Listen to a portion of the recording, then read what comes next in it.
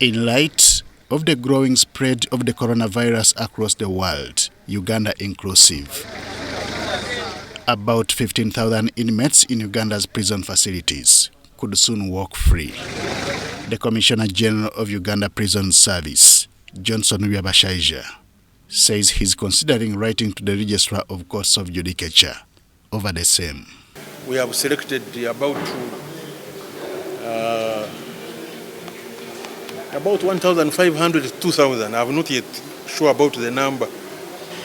Those whom we think, let's say, have completed 3/4 of their sentence and are not charged of capital offenses. Inmates who have spent the mandatory 120-day remand period, breastfeeding inmates, as well as convicts on minor offenses will be considered. Also, the prisoners who are over 65 and have served half. We are going to submit to the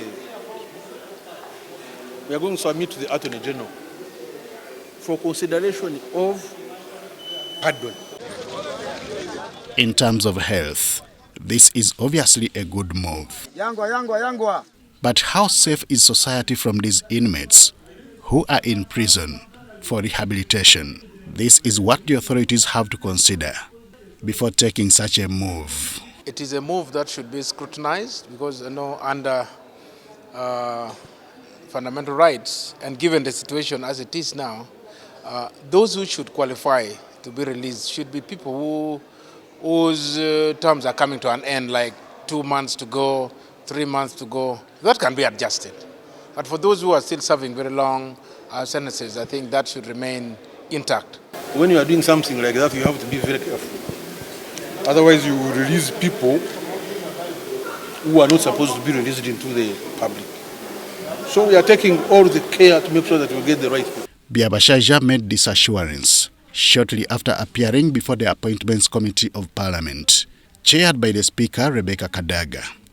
He appeared alongside his deputy, James Mwanje, following the recent renewal of their contracts by the head of state. I retired in 2005 from public service, and I've been working on 3-year contracts. And I think they will pass me. Also to appear before the Appointments Committee was the recently appointed Director of Public Prosecutions, Jane Francis Abodo.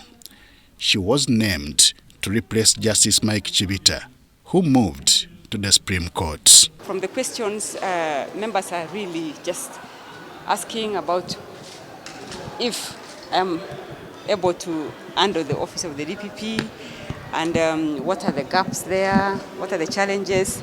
I think basically that is what they wanted. And I could just see one thing is just that. They just want the office to function.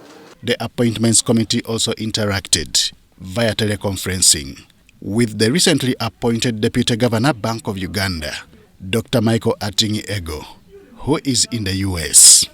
Others were members of the recently nominated Leadership Code Tribunal, with Irene Karugonjo Segawa as its chairperson and Asmani Kiinji as the deputy. Henry Okrut, UBC.